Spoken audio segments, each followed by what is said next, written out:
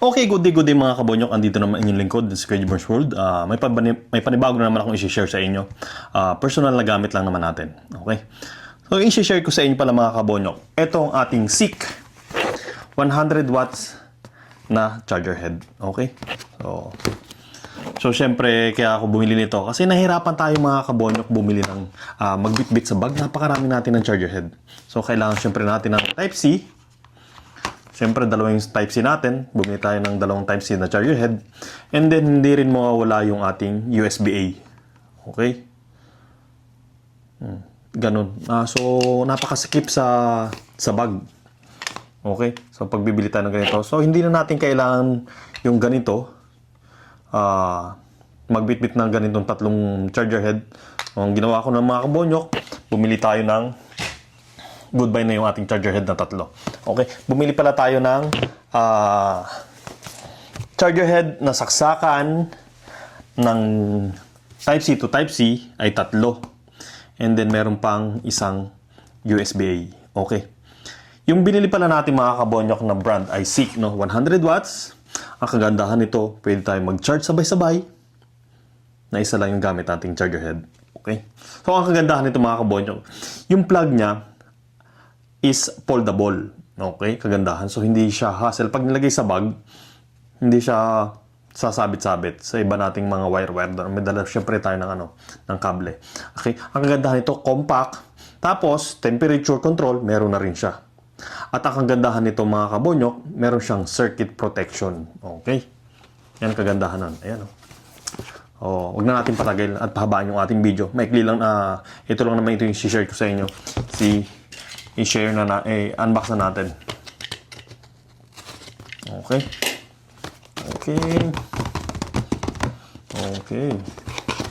Ano bang laman ng ating box? Ito. Okay. Wala na. Ayan, ito yung ating charger head. And then, ito yung meron pang box. Buksan natin. So, yun. Ang kagandahan mga kabonyok, meron siyang... Okay, ito yung manual niya. Hindi na natin ito kailangan. And then, meron siyang... Ito, 100... ilang haba nito? 150 cm ang haba. Okay. 100 watts Type-C to Type-C na kable. And then, ito yung ating charger head. Meron siyang Type-C, C1, C2, C3, and USB-A. Okay. Diba? 100 watts. Ayan. At saka, mabigat siya. Compact na compact talaga. Hindi katulad nung... Okay. Yung tatlong charger natin, pag sama-samahin natin, napakagaan.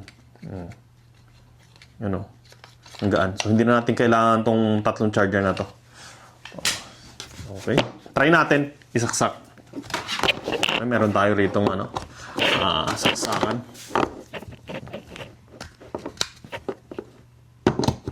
Ayun. Meron siyang LED indicator pag sinaksak natin. Ayan o. Okay. Try natin kung gumagana, no? Kailangan natin ng...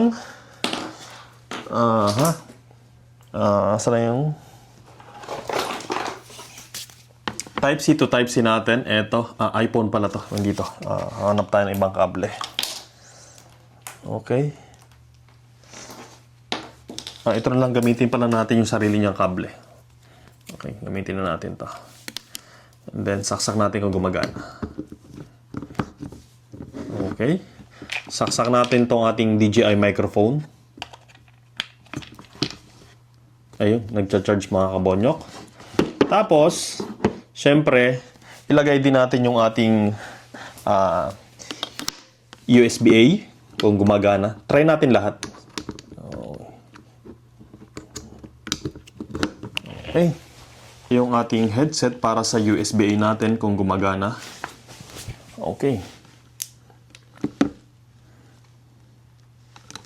Ayan mga kabonyok, gumagana. Ayan.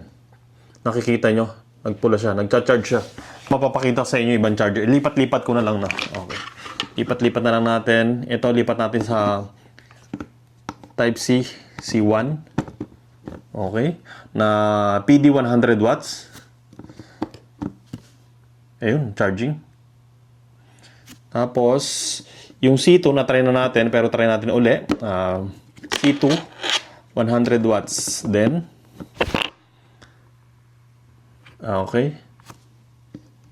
And then, C3, eto, ano naman to, 35 watts yung ating C3. Okay. And then, yung ating USB-A, mga kabonyok, ay 18 watts lang to.